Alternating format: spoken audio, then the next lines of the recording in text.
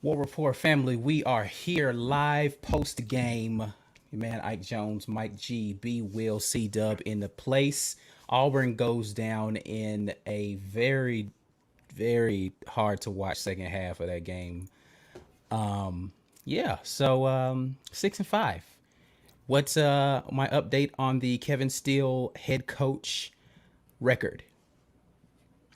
It is 9 and a whopping 37. 9-37. Kevin Steele, congratulations on your ineptitude as a head coach, sir. Thank you. Yes. You had them ready to go, coach. Yeah.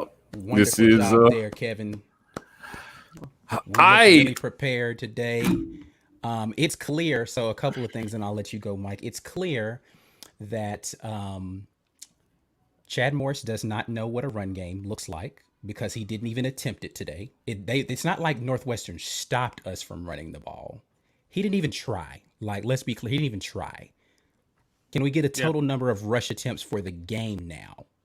Because it was 7 at the half by running backs. Yeah. It is now what, like 10, 12 maybe? Wow. I'm not sure. I had to look it up. But yeah, Sean Shivers, when he got carries, he was making something. So that's my point is that it's not like they proved they could stop us running and we went away from it. He was just, his game plan going in was, we're going to throw the ball a lot, guys. We're going to throw it all over the field on Northwestern with Bo Nix. So again, what I said before, B. Will, about how we are trying to scheme away from the things we don't do well, not a factual statement. Not a factual statement. I don't remember the context of that conversation. I watched this game being like, yeah. But I did enjoy the Brian Harsin interview in the first half. Anyway, Mike, I said I was going to let you get back to what you was going to say. Go for it, brother.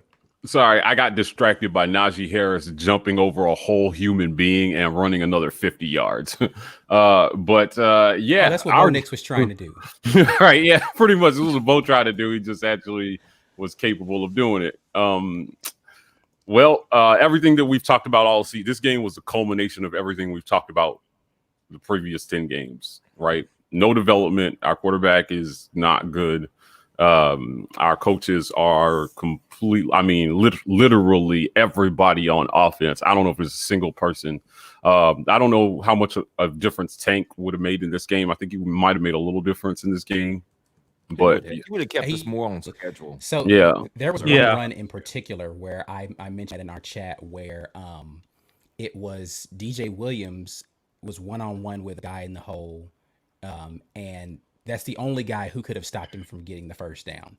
There's no way Tank gets tackled by that one guy. It's just not like Tank just doesn't. A healthy Tank, one guy in the hole, linebacker or a DB, that's a loss. He's losing that every single time. 15 carries by running backs today.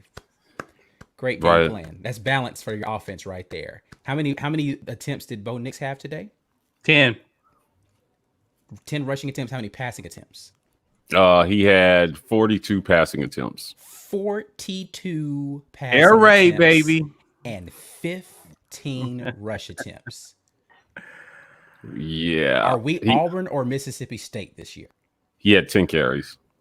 Go ahead. 10 carries. Mississippi State hadn't been more Mississippi State than us this year. We definitely look like a Mississippi State team. Outside of a couple of very good defensive games.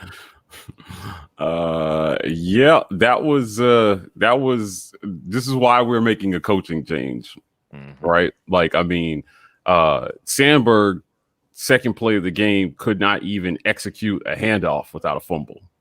The snap was off. The snap was off. Yeah, still. I'm sorry. Like, I mean, that was off. But that's what happens when guys. But here's the thing. Here's the thing. Bo does worse, and you keep him in. Right.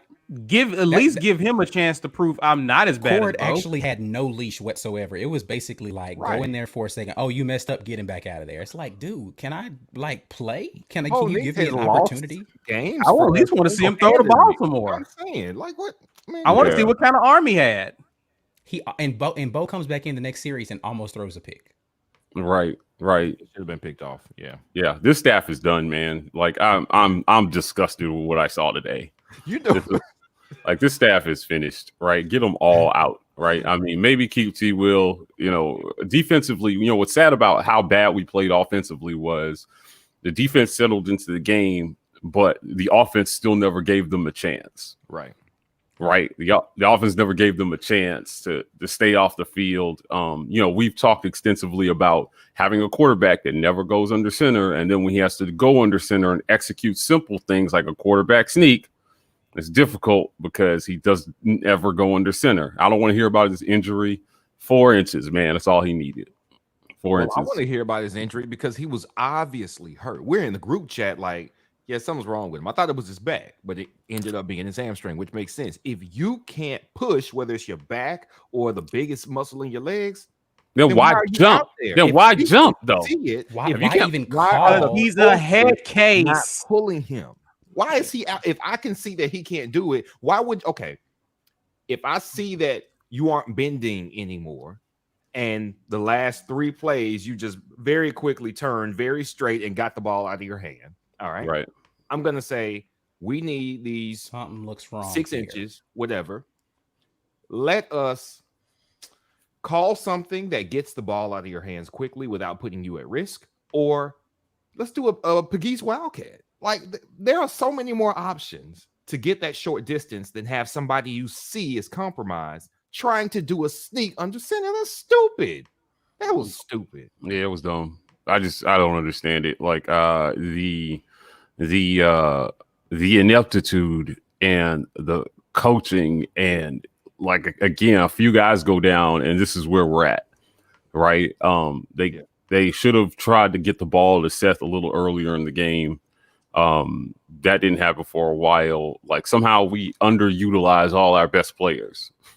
I don't get it. Because the quarterback is responsible for getting our best players the ball. That's it. Right. A competent quarterback makes our season look dramatically different. We're not talking somebody who is a game breaker. We're talking somebody who reads and makes the right plays, even if it's taking a sack, even if it's throwing it away, but is accurate enough to get guys the ball at the right time as the play is designed. We're 7-3 at least. Right. And we win this game. Man. Well, it's time for Brian Harsin to get in here and do his thing. I mean, that's all I got to say about that. That game was everything we've seen all season and then some, right? Like, so I don't really I'm thinking back to the days where Auburn losing used to ruin my day, right? We lose. My day, I feel fine. Fine. Right. Yeah, it used to ruin my day. It doesn't really ruin my day anymore because it's become more of an expectation rather than, oh man, we could have won that, but we didn't. Right? It was like, no, I expected. They gave us a glimmer of hope when we were down by 1 and we got the ball back. I was like, oh man, we're gonna make this a game, and then I just can't. Shout out to Auburn Football Highlights, man. Go check him out on TikTok. That's actually his TikTok handle. He's going to post whatever 3 highlights we had from this game on his TikTok. If you want to see it. So let's talk about things I did like about this game. All right. So let's talk about things I did like. Some of the young guys flashed for you today. Some of the young guys on the defensive line. I loved what I saw from Kenyon as a wide receiver. Kobe Hudson stepped up. I liked what I saw. Zacchaeus Walker. He had a hands to the face penalty, but we saw guys out there that give you the idea, like, look, man, we've got some stuff to work with here. We just need to build the depth so they're not exhausted by the end of the game and have a competent offense that keeps that defense fresh so they can keep flying to the ball the entirety of the game. Right. But I liked what I saw out of the young guys that were out there playing and competing. So I think if I were Brian Harsin looking at this, I would say to myself, I've got something to work with here. I've got guys who want to go out here and compete, and we've got talent. We just need to make sure we're putting that talent in the right position and making sure that they are conditioned well enough to be able to last an entire game and football season. We can do that. And we didn't even have our starting, like some of our starters out there, specifically our star running back. Right. Right. So there is encouragement to be had by seeing some of this stuff.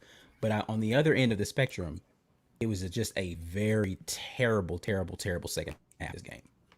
Yeah, I wouldn't disagree with that. If there was a bright spot, it was Cannon and what was the other kid got in there in the mix, Handy on defense. Yeah. And, some of these guys got some opportunities, which is what I was hoping because, I had been preaching this game is for evaluation. I saw Chris Thompson flying around. Yeah. I mean, you just get to evaluate actually less because the coaches didn't even give the players a chance. Stop. I don't want to say that. I'm tired of anything on coaches, man. We've seen how many times have we seen Bo Nix overthrow a wide open wide receiver this season? Just guesstimate, just neighborhood ballpark. I mean, but they keep 4 times today. They keep him in. Yeah, right. Yeah, but they're keeping him in. So like coaches. Thank you, coaches. The player is in position. You're supposed to put your player in the best position to succeed, right? But you told me our coaches can best succeed on the bench coaching right now. around people's inefficiencies. Yes, they have tried to do that and they failed. They should have. The thing that would have been the best decision the coaches would make would be to pull him, which should have been done at this point in the season. It was over. That ship has sailed a long time ago. He should have been pulled like game 3 or 4, maybe. South Carolina, he should have been pulled. That was the game right there. So since then, they have, as Mike said plenty of times this season, Gus hitched himself to Bo. That ship continued to sail, and Gus sailed with it. So that was over. Bo sunk the Gus bus. He did. Sink a bus. He blew up the bus. You could drive it into the ocean. Yeah, pretty much. That's true. You drove it off a cliff into the ocean. So y'all, we've had this conversation somewhat. It's like if you know what you got as a coach, you know what your personnel is, you know what their strengths and weaknesses are. What do you do mid-season when I know I can't count on that guy? That guy's not good. He's going to make the wrong decision because I'm putting them in these positions in live games and practices, and they are failing. What are you supposed to do? Right. I don't know. Now, it's still on you for getting the wrong guys. I agree with That's still on the coaches, but absolutely. I agree with this statement. Absolutely. Definitely. That's exactly what he reminds me of, just minus the actual Heisman that Johnny won. Minus the accuracy because Johnny was actually accurate when he was playing reckless too. Yeah, listen, this kid at wide receiver, man, he caught the ball on the sideline, tiptoed, shook off a tackle, and got in the end zone. It was significant. Baller. Right? He caught the ball with his hands. I was really impressed on that catch. It was probably one of Bo's better throws of the day, so that helped. But that definitely a bright spot. Until the end there, Smoke was all over the field today, man. Smoke was in the backfield. Smoke had a good game other than that late, which I think the guy kind of flopped a little bit on that penalty, but it is what it is. He probably shouldn't have pushed him anyway. But he had a good game. But that's where he's strong at, playing up and playing in the box, running up. He plays well. That's not his problem. Yeah, Tennyson got in the mix as well too. Yeah. Definitely saw him make a couple plays out there. Seems like everybody is pretty ready for the Harsin era to start here in these comments, right? Fundamentals. Yeah, we've covered this extensively. His fundamentals are terrible. And he's at the end of his second year. So what's the excuse? Either he's not being coached or he's not coachable. Right. So we're going to find out if he's coachable because he'll be the common denominator. Right.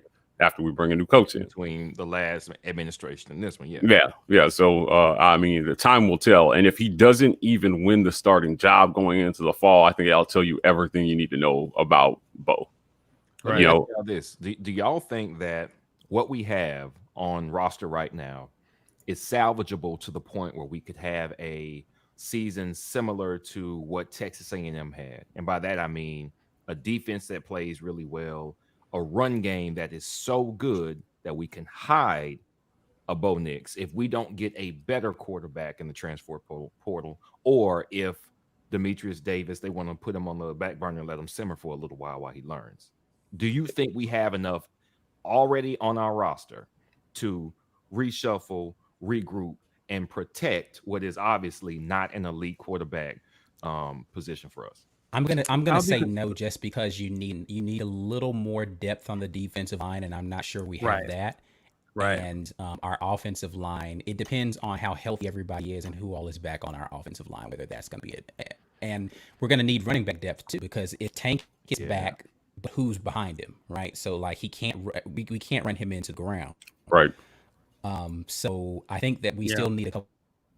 I think that we've got enough tier 1 talent. I think if all of our best players at every position are available, that's good enough to win us ball games. Win us championships, you have to be, that tier 2 depth has to be there so that you can rotate guys in and out and keep people fresh.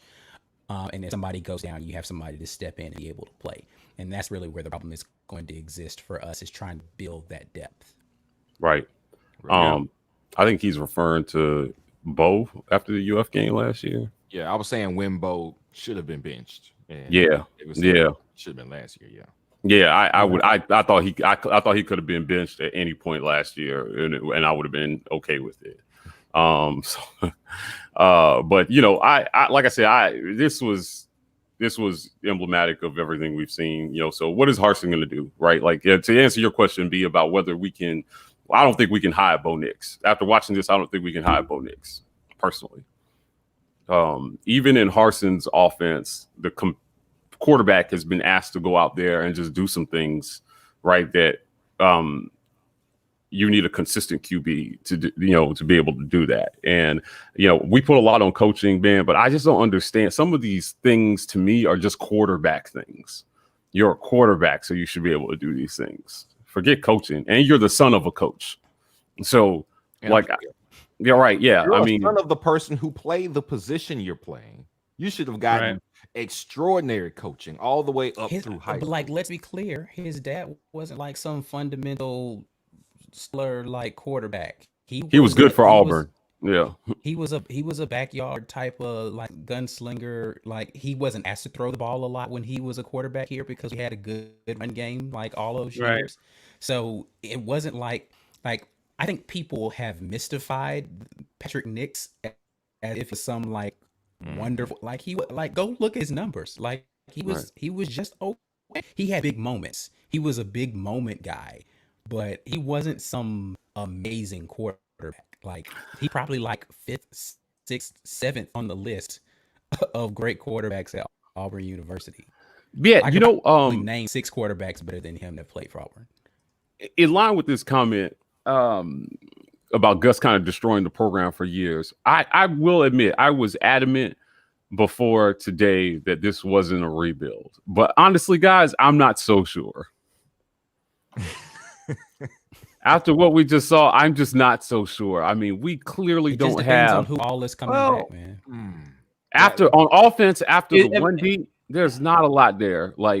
But I think that's been the case with us, especially on O-line. We've seen examples of this. We've seen examples of it. I just think once you get development in there and you start playing more guys, you'll have a situation where if you have guys out, then there's not a big drop off. But again, Gus stayed with his primary starters, right? Come hell or high water. Is this true? Are they not talking to him on the sideline? Did you guys pay attention to that? Well, I don't ever see anybody talking to him on the sideline.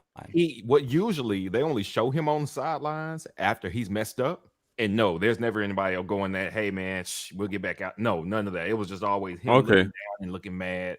So it is true. I don't know if it's just because they don't like them. We don't see them on the sideline a lot. Yeah, that's the question. Like, so when you have a good camaraderie with people, like, one of two things happen. You either know he's the kind of guy, like, when he's upset, don't talk to him, leave him alone, and maybe they're respecting that space, or they're just like, man, I'm tired of this dude. Like, I don't know which of those two things it is. It's his personality is leave him alone, let him get himself together, or I'm sick of this dude. I don't want to go over there. Because usually, if he's not a leave me alone guy, everybody's trying to cheer up the guy because it's like, we need you, man. Come on, Even if you are a leave me alone guy, we may not camp around you, but I'll be like, man, you'll get it next time. I'll at least pat. You'll see a little bit of that, even if you are. Let me get myself together.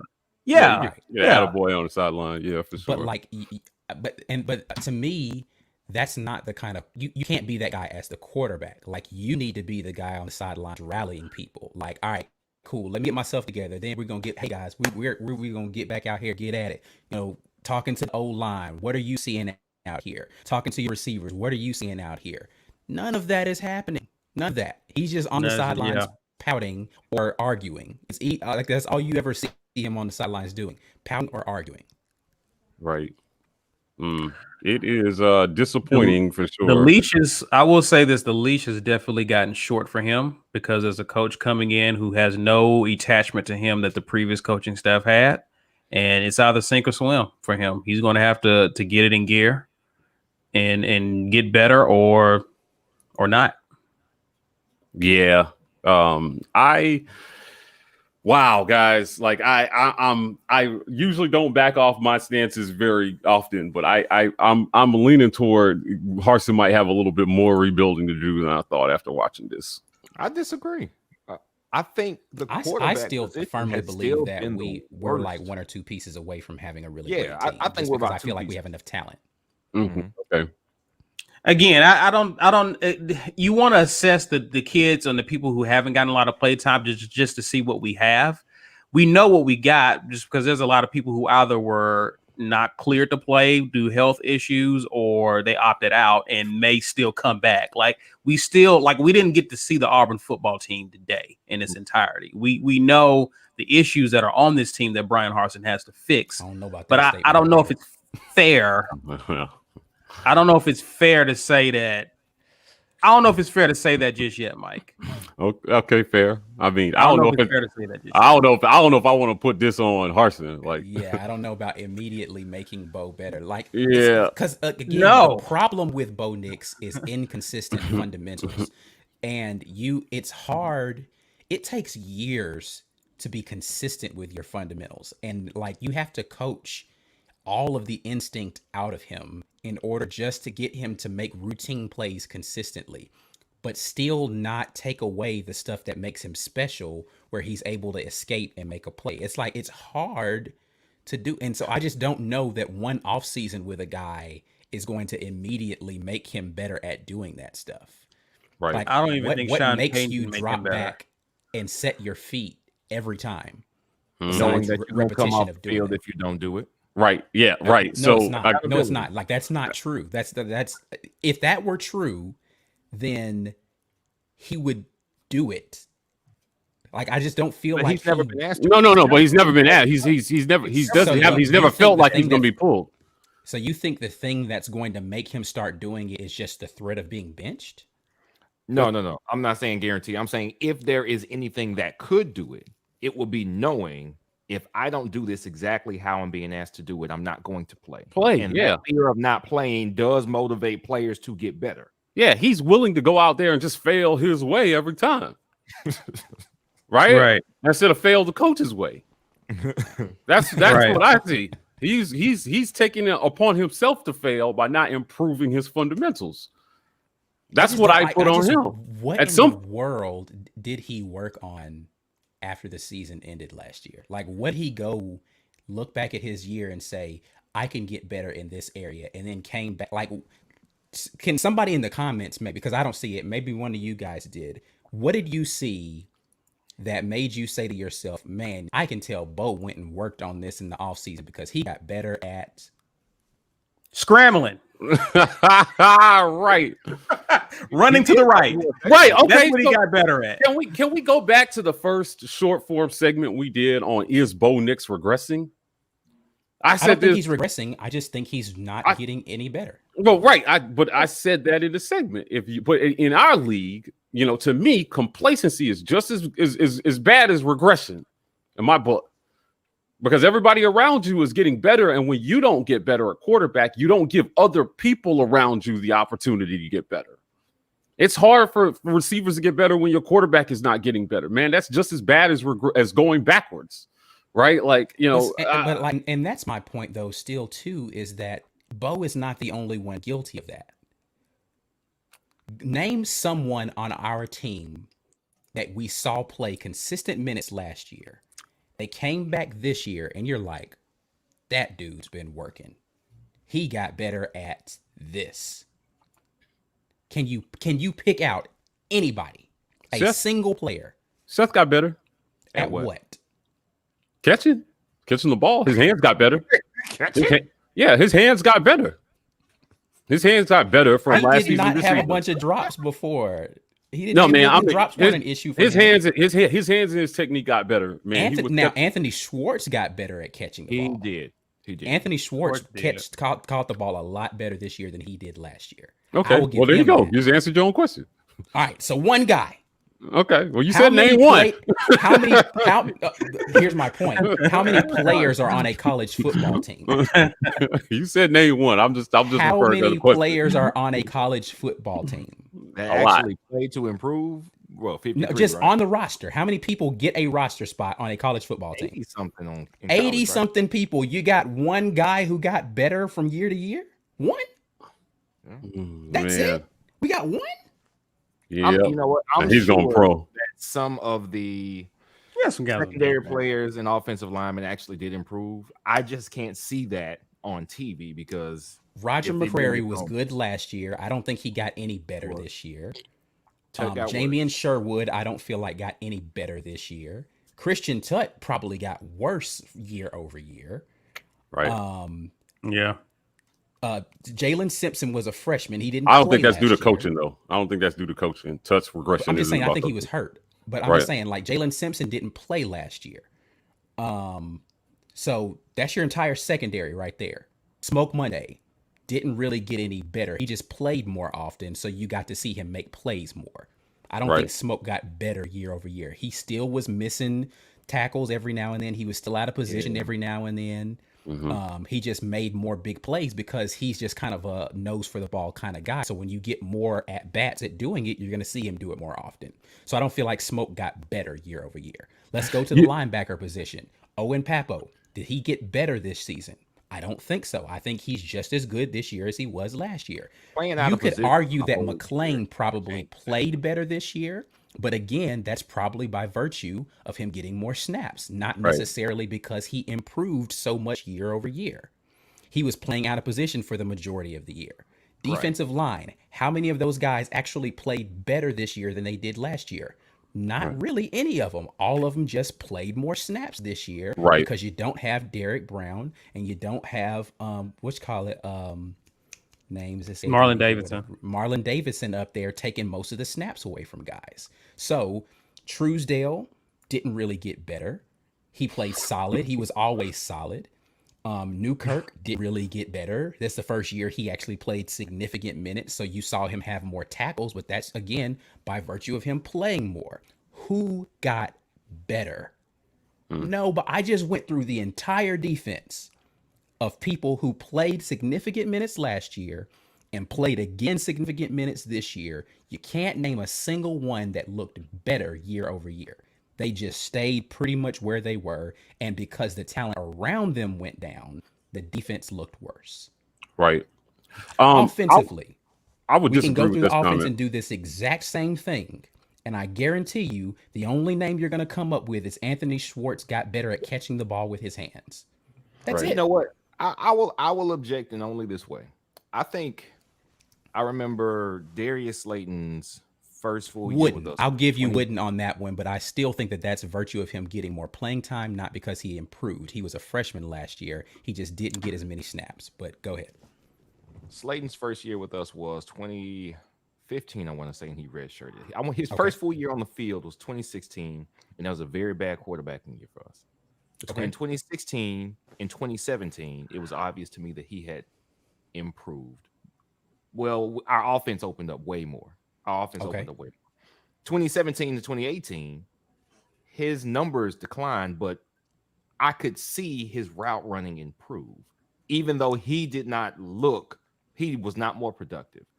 And in that same way, I wonder how many guys actually physically got better at their craft and their position, but it doesn't show because your offense is hampered by a bad quarterback and really by bad decision makers at the top. Do we know if anybody got more crisp in their routes if Bo was overthrowing and underthrowing everybody? That's a fair point. My counter to that point is it doesn't matter if you're not doing things to get better within the system that you're being asked to do things. That's great for your overall development as a player, but does that help us win games? If you're going to be super crispy at route running, but never asked to run a route throughout the game, how does that help us win a football game? How does it help? Well, we just fixed that by getting rid of the reason our system wasn't helping guys get better.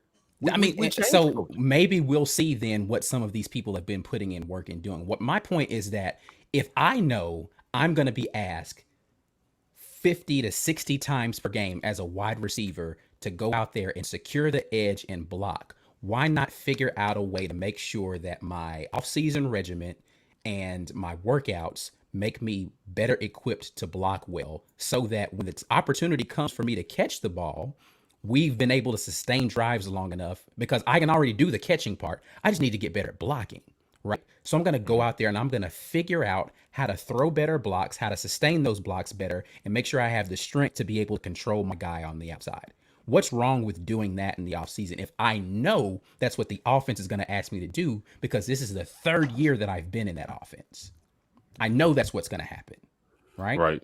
Mm-hmm. What's wrong with me as a running back understanding my responsibilities every single play are going to be twofold? Either I'm going to be getting the handoff on a read option, or I'm going to be picking up a blitz, and my job is to figure out who the blitz man is, chip on that guy, leak out to be so I'm just going to work on that over and over again. I'm going to go watch tape, and I'm going to go look and see what are the responsibilities I'm going to have play to play on who I'm supposed to be picking up. What's wrong with a guy going and doing that on his own? That's not even coaching. That's just me figuring out how to be a better football player from year to year. Right. And if the players can't do that on their own, someone on the coaching staff needs to be there to say, hey guys, this offseason, here are a couple of things I want you to work on, because I feel like your game can get better if you just do these 3 things. Go work on those things. Who's doing that for these kids? Who's doing that? Right. I mean, listen, the system is so bad. Like, I'm stuck between, are they being coached or are they not coachable? You know, and going through these comments, I mean, it feels like a majority of the of us fans are in that place. I mean, it's so bad that we don't know if it's coaching or if it's that he's not coachable. And we're split. I mean, it's pretty split here. People think a lot of people think under Harsin, Bo can get better. Right. I'm telling you, I'm a little more on the I'm not sure he's coachable side than I am on the, Harsin can make him better side. I'm right. Because that way as well. I'm sorry. Yeah. Right. I mean, if you just look at his attitude now, it doesn't look like a coachable kid. Yeah. Attitude. There's a lot of things that I'm saying. I mean, you can look at his raw talent and think, oh, maybe a coach will be able to get the most out of him. And that may be true. But I'm just saying, there's some things that some kids just bring in with them. And for a guy who has lived football almost his entire life, is a legacy, right? His dad coached him in high school, right? He's constantly around football. He's a football kid. To be where he's at right now is baffling to me. I'm just not sure that he's going to be the answer. But I don't think there was a comment earlier that said, he's all we have, so we just got to hope Harsin can get him better. Like, no, I'm sorry. Like, I'm not buying that, because true freshman QBs now are coming into our league and killing it regularly. The kid you just got to find the guy. Carved us up for Northwestern was a transfer quarterbback. This was his first year in the system at Northwestern. You can bring a guy in who can learn your system, and he's just going to do what you ask him to do. And that's all this kid did today. He did what the coach asks him to do, which is stand tall in the pocket, find open receivers, and hand the ball off or get the ball in the hands of playmakers. And when it's not there and it breaks down, get outside the pocket, go pick up a first down or a touchdown. In other words, do your job. Do your job. Don't try to be anything phenomenal. He didn't. Don't try to be a hero. Don't put the team on your back. We're not asking you to do that. Right. Just do your job. I don't know about this statement, Chris Law. Like, I think that Joe Brady had as big a part in Joe Burrow's kind of makeovers. Joe Burrow was already a fairly accurate thrower of the football. Right. Yeah. He wasn't this bad. Yeah. He was done a disservice by LSU's offense when he first got there. That's what Joe Burrow always had the talent. Joe Burrow always had the talent. That's the difference. Joe Burrow always had the composure and the accuracy to be a great quarterback. They just found the system to bring it out of him. Bo Nix does not have the fundamentals. He does not have the discipline. He does not have the ability to read, and he does not have the accuracy. All those are essential to be a great quarterback, and he does not have them. I don't know. Can you really give somebody those things? You, as a kid, that's a recruit, you've got to have some of that stuff. Right. You've got to have some of it already. Bo's working from behind. The best he could be is a really good back. Carlson got better. It's bad when we got to go to the kicker to see who got better. He did get better. He did get better, but that's bad. We got to go to a kicker. Wow. Okay, so we That's got 2 out of 80. Happened this year. That's pretty. You know what I'm saying? Give these boys some respect. The punt got better. 2 out of 80. Was it the same punter though? Because Aiden Marshall was the punter last year. We had somebody else come back that had left, and then he came back. Is Kobe McLean got better? Give me a minute. I would argue McLean did not. I would argue he's gotten better. I don't know that McLean got better. Like again, it's like we're seeing stats and saying, "Oh, this guy improved. He played more snaps." Like he's going to get more tackles if he plays more. Like it's just the nature of if I'm on the field more, I have more opportunities to make plays. So Kobe McLean was a freshman last year and was playing in spot duty. He was playing almost every snap this year. That's not him necessarily getting better. That's just I got more at bats to go out there and make. How do your criteria for Carson is going to make some of these soft players quit? Well, I hope so. Yeah, I think you're going to see. I think you're going to see some guys not make it through what he's about to put them through. Honestly, what were you going to say? My criteria for what now? What's the criteria for a player getting better? That he played almost equal amount of snaps previous year, and you've seen better play out of that guy? It would have to be probably equivalent playing time, but production. But if your production improvement was by virtue of more playing time, then I can't give you credit for improvement, can I? It's like, all right, so I shot the ball more, so I scored more. I'm not a better basketball player. I'm a volume shooter. I'm not sure. Okay, can you compare how a person is playing from beginning of the season to the end of the season? For sure. Yes, you may not have played a lot the previous year, but if I can see you making less of the mistakes you were making earlier in the season, to where you're so name the guy that started the season playing poorly and is playing better by the end of the season then. Okay. Our kickers. My whole point is we've seen little to no improvement year over year or even throughout the progression of a season. That's not good. Right. That's not player good. development. Yeah, player development. Player development. We've covered this extensively. They're just not getting better.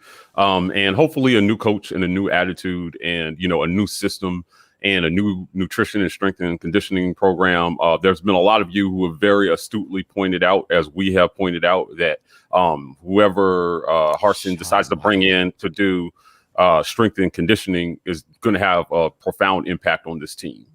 In the first quarter, guys were going down, and I tweeted out, I was like, how much of these injuries have to do with the fact that we're just soft? They're not training right. I don't think that's the case. Because if strength and conditioning was directly affecting our injury rate, then that's exactly why you train, though. You train to prevent injuries. That's the number one reason you train, is to prevent injuries. Knees and ankles are shaky things. We've had people at very astute programs with great programs go down with strong knee. I mean, what was it last year? Bama was thin on defense. Dylan Moses. Are you saying they're every once in a while, but like this though, I mean, again, knees and ankles are about muscle imbalances when you do not train correctly and muscles overcompensate, and then your knee is having to take the brunt of the weak muscle, right? That's why people have bad knees. Fluky.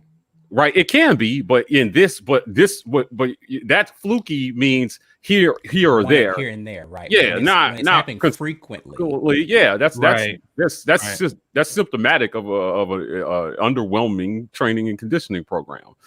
So I think, listen, Harsin talked about it in his press conference, and I think he probably was up in the booth or wherever he did that interview today, looking down on the field, thinking, "Man, I got to whip these dudes into shape." I almost said a bad word there, but like, I don't know how he's looking at this and not thinking that he's got to get to work immediately. Summer workouts will be really important. There was a comment earlier about how much does this have to do with COVID and not having a spring. Doesn't matter. Everybody had to deal with that. I was about to say every program had to deal. Every program had to deal with that, right? So we've got some new commenters here. I want if you're new to the War Rapport, I gotta get out of here, guys. I'm gonna let y'all have it. But look, all it's right, fun chatting with y'all. I'll holler at y'all on the next show, but y'all continue talking while I'm gone. But War Eagle, I'll holler. War Eagle. All right. If you're new to the War Rapport, we're gonna move on from this discussion in a lot of ways here soon, right? But what we saw today, it was I was frustrated, but then I wasn't. I was stuck because it's kind of what I expected. But in my heart, I was hoping they were going to do better. At the end of the game, I was doing that classic Homer fan thing where I'm watching the game and I'm like, we got 5 minutes left, so if we score really quickly here and then we recover an onside kick, and it seemed like there was no. I thought that the coaches would at least coach the game like the championship was on the line at the end of the last 5 minutes. That's what I wanted to see. They didn't do any of that, right? I mean, there was no urgency. Ready to get out of here just much as the players did. Man, I mean, they justified to me why it was time for this staff to go. The way they coached the last 8 minutes of that game said everything I needed to know. I was like, they don't even care. Could it be any more obvious that they don't care? But, and again, this is going to go back to who has had the reins on our program for the last 7 years, 8 years. Right. Gus Malzahn, not only did he choose the coaching staff, he also chose the players that were performing poorly, that were chiefly the reason for our offense being bad. Right. Listen, it's why we can't feel too bad about it, because there was a problem. We think the problem may have been fixed. That starts now, right now. That last game was the end of the problem era, or at least what was wrong with that era. New era. Hopefully we have more success. Hopefully we may have new problems. We don't know what Harsin's weaknesses are as a coach yet. But we can kind of let it go. It's easy to malign the coaching and the play calling and the QB play and the QB recruitment, but all of that is the responsibility of one guy. And we have been, maligned that. Why is he still the guy? He's not. So I have no problem disassociating myself mentally from what we saw on the field, because we think we fixed it. All right. Yeah. I still got a little cough, but I've already been given my antibiotic and the sickness. I'm feeling a little better. Yeah, I still look sick. Yeah, I'm still sweating. I'm getting over it. All right. I'm on the other side of this thing. And hopefully we see some recovery here starting next year. Yeah, just a culture change, basically. And I think Brian Harsin is the guy to bring in this new culture where where the players understand what is expected of them and that they will be held accountable for doing their job and what they're supposed to do. I think it's as simple as that. I think you get laxed over a period of time, and I think what has happened is that has trickled down not only in our coaches, but it's trickled down to the players, to where we've seen it in the most important position on the field, our quarterback, to where if there's no accountability, then what's the incentive for getting better? And hopefully with Brian Harsin coming in and bringing this new culture where we expect excellence of you and we expect you to win the day, as he said in his press conference, then that should trickle down to the players as well. Right. This is an interesting comment about QB accuracy. I can honestly say I can't think of a quarterback that was extremely inaccurate that became accurate. Right. I think that's something you have or you don't. Like who was extremely inaccurate that just kind of got accuracy all of a sudden, right? Right. It's usually they're mostly accurate and then they fine-tune some mechanics and then they become super accurate. But they have to learn how to read the defenses and read and do those types of things, and they're not good at that, so they don't see the field. But yes, they can make a throw. Yeah. Did this team quit today? You Do know you guys do you guys think this team quit? Did they feel like the coaching staff quit on them? I honestly, and I'm being for real here, and this is not to pile on top of Gus because Gus is gone, but there were games every year under Gus, save for 2013. It was the only time I didn't see it, where we said, well, this game's out of hand. Every year from 2014 on forward. In 2014, I distinctly remember going to Georgia and getting beat down. And it was like 35-7 or something like that. Like we didn't get out of single digits. And it was like, man, they were just out there going through the motions. It's like, yeah, y'all are out there. They're not quitting on the coach. They're quitting on the game. Right. That happened at least once every year since 2014. I think that's a culture right there. Well, hey guys, we gave it our best. Let's just go ahead and mail it in and regroup for next week. That's great when you an NBA player and you got 3 games and 4 nights and you got something else to save yourself for. This is college, man. You get 7 days off. At least play this game like it's winnable. Every time you play it, every play you play it like you can still win this game. I see that from other programs and other coaches. I didn't see that today, and there were many times throughout the Gus era where I didn't see it as well. And Right. I'm kind of glad. Another reason we're turning the page on our coach, because we needed. It's going to kind of be doom and fire and brimstone getting preached by Brian Harsin over the next 6 months, I'm sure. And Right. like somebody else commented, I think we're gonna have some kids running out the door because they don't want to go through it. Right. Yeah, But we need it to happen. Like again, when I hear the word quit, I think 2012, right? I think of that team. Like that's what quitting looks like, right? Chizik's last year. Mhm. I see a team that just mentally is just not tough. Like when we get hit in the mouth, we usually don't hit you back. You know what I mean? When we got up 13-14, and then they scored a touchdown, they ran off a bunch of points and put the game out of reach. Like it's something about the mentality of us is that when we get adversity, we saw it against Georgia. We definitely saw it against Bama. Like when we get hit in the mouth, we don't hit back. And that, again, that's just something that has to change moving forward is, okay, you're going to get hit. You're going to get team's best shot, but you got to give them your best shot. Right. You know what? Carrie Whitehead, haven't seen this commenter before. So if you're a new subscriber, thank you for subscribing. I wanted to speak directly to this. If you've been listening to us, this is a question that is raised regularly, right? Like, how close is this team to being good?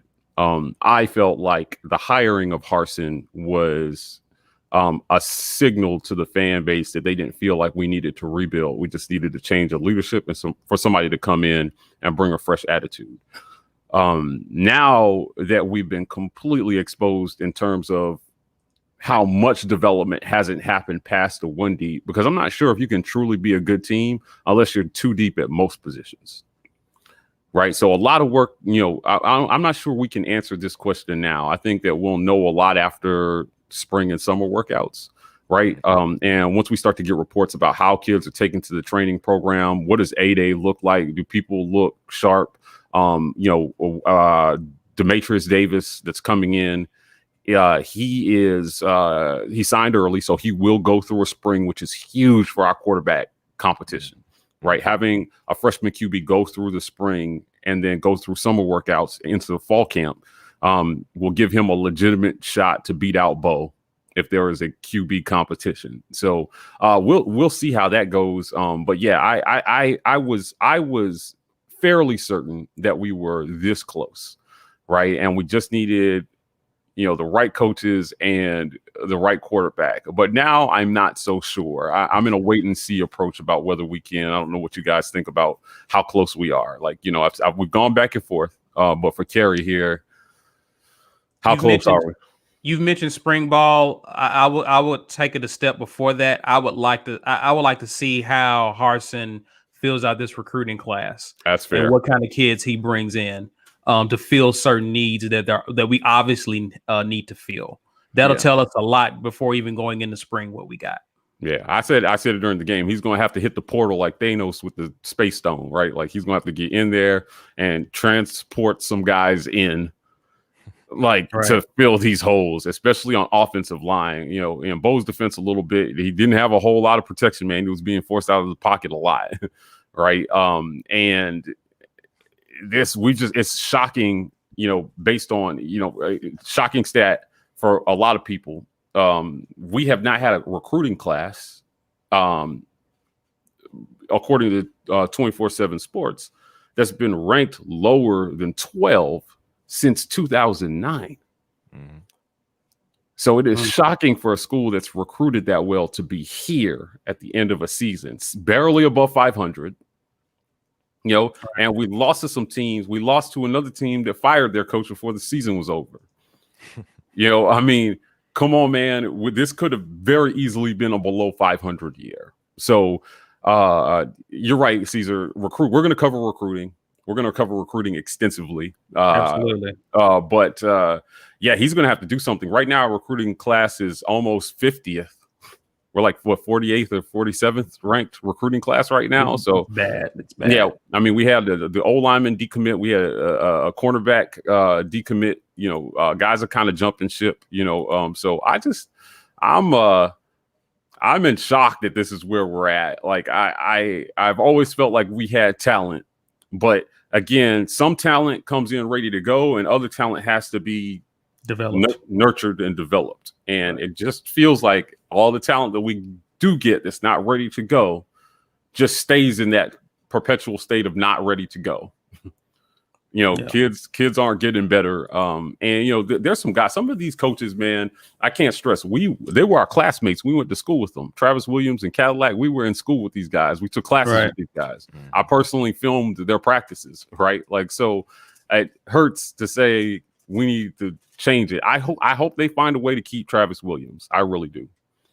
Yeah, he's brought back linebackers to some extent at Auburn. And you know, Cadillac, you know, I don't think that he's been here long enough to really make, you know, a whole judgment on what his effect is. But, you know, we got Tank in the door. He turned Tank into a freshman of the year at running back. So I think that there was some potential there too. But beyond that, you know, maybe McGriff, and you could make an argument for Garner. But there's not a whole lot. You know, I think Harsin is gonna, you know, if you were seeing this today, and if the coaches were auditioning today, if you're Harsin and you were evaluating coaches, who do you keep based on what you saw on the field today? Right. I'm asking, like, you know, in the comments, if you're Harsin and you're seeing this today, who do you keep? What coach do you say? Maybe McGriff, maybe Travis. Them be the only two. I would make an argument. So the secondary is up. They're up and down. Like, we got playmakers in the secondary. We have some good cover guys in the secondary. But how good the secondary looks, if Steele's always going to send a blitz and leave us exposed. But that's when we blitz is up to the defensive coordinator. Mm-hmm. So if we're going to leave the secondary exposed with a blitz that doesn't get home, then the secondary is going to look a little worse than they actually are. If the defensive line cannot get pressure very much or at all, then the secondary, again, is going to look worse than they play as far as their skill set. Right. So because football is so interconnected, every other position affects the other positions on the field. I liked how we developed talent. Like, we had freshman DBs come in for the last 2 years and be able to contribute immediately, which is something we didn't have on offense. We very rarely did we have somebody come in on offense and be like, that's a starter right there. He's been very good as soon as he got in here. Seth Williams, he did make an impact when he was a freshman, but he also plateaued right there too. DBs have progressed here. And I would like to get one, if not a couple of the secondary coaches to stick around, because we've seen progress. We've seen NFL development. I don't want to punt. I mean, it's not up to us. It's not up to me. But I wouldn't think that was really the problem. It was a lot of things that were wrong with the defense this year. So I'm not so sure that the defensive secondary coaches deserve to go. But ultimately, we can't assume anybody's going to stay. I say Travis Right. and Caddy at Right. the very least. I would like to see a couple more people stay, but it's not up to us. This seems to be the consensus, right? And there was a comment earlier that by George Matthews. He said this is apparently Harsin has a pattern. He's kept 3 coaches at his last 2 stops and dumped everybody else. Now, I can only assume that he strategically kept those coaches because they were probably better coaches, but for recruiting purposes as well, too. So if he's keeping them for recruiting purposes, I would say definitely Cadillac and T-Will. And then, McGriff would be on my list because of how these guys have been doing in the NFL. Right. Our defensive backs have been going to the next level, and they're starting on Sundays. I hear the names called all the time. Right. So, I wouldn't mind keeping him. And it's always nice to have a coach that's consistently putting talent in the NFL if you're trying to convince a kid to come. Right. And offensively, we just haven't had that gloat to recruits. Come to Auburn, you'll make it to the next level. That's not really something we can say offensively. Defensively, they've been able. You can point to a lot of guys on defense and say, we've got a good track record there. So we'll see if that pattern holds true for Harsin and this, here at Auburn. But I would like to see. Him key. It's so funny because one system affects another, right? So, if he's, a decent football coach, he's able to look at this and say, okay, linebackers had some spots today. Was he watching their demeanor on the sidelines, right? Like, did they coach like they were trying to win this game? Because offensively, it didn't feel like it to me. Right. Offensively, it felt like they packed it in. There was a curious timeout call that I was like, wait, what? Like, why would you do that? Even if we had a 2% chance to win this game, I wanted to see them coach it like they expected that 2% to happen. And I get it, if they were checked out and they know they're going to be fired. But, man, it's just really disappointing that this is how they wanted to leave Auburn after this run with Gus. I thought they would want to leave on a high note and that would have the coaches engaged and ready to go. And it just didn't seem like it happened. It was so disappointing. And so am I shocked that the players are not engaged? Right. And, I believe he was legitimately hurt now, Bo, but I felt like when he got hurt that he just didn't want any more part of. At first, that's what was going through my head. I was like, man, Bo wants out of this. Oh, coach, I caught a cramp. Give me a sideline. Give me some Powerade. Right? Like, yeah. It hurt to me. Yeah, but I just I remember Greg Brown. Greg Brown for sure. But we've been improving at DB. So someone asked us about they're starting to ask us about players. I think Tank stays. I think they mentioned it. I think Tank stays if Caddy stays. I agree with that statement. Yeah. I agree with that statement a lot. Somebody said that in the comments. Right. A lot of players do love those 2 coaches. They're players' coaches, right? If Harsin is smart, he'll take a look at that and say, because he does need some coaches who know what to do in our league in recruiting, and they can recruit the region. That's the only way you're really going to save this recruiting class, right? Oh, okay. Best day of your life. Okay, cool. I knew Cadillac too. I wouldn't say it was the best day of my life meeting him, but yes, he is. He was a good player at Auburn, and they accomplished some things. I think you guys are going to be. We're going to wrap up here, but I think you guys will be really happy with some of the content that we have to bring you guys. Some of these former players will be coming on and talking to you guys about the systems and what it's like to go through this at Auburn. We've got some exciting content planned. So, if you are a first-time subscriber, please stick with us. This off season is going to be very eventful. We've got a ton to talk about.